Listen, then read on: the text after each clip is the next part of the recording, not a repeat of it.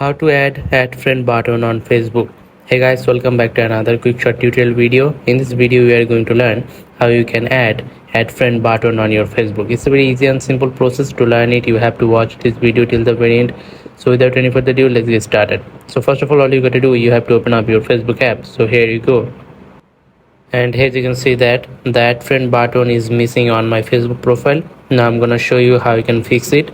To do it, all you gotta do, you have to tap on settings and privacy, then tap on settings. And once you are on settings and privacy, then you have to tap on this search icon at the upper right side. Tap on here and then now search friend.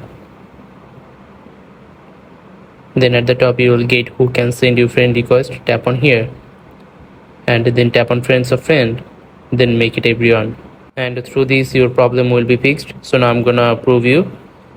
So now I'm gonna open my profile and reload this page and view as, and here you can see that the add friend button has been added to my Facebook profile. So following this simple process you can also fix your problem. I hope you understand the full process. If you think this video is useful, then don't forget to like this video and subscribe to the channel. Goodbye.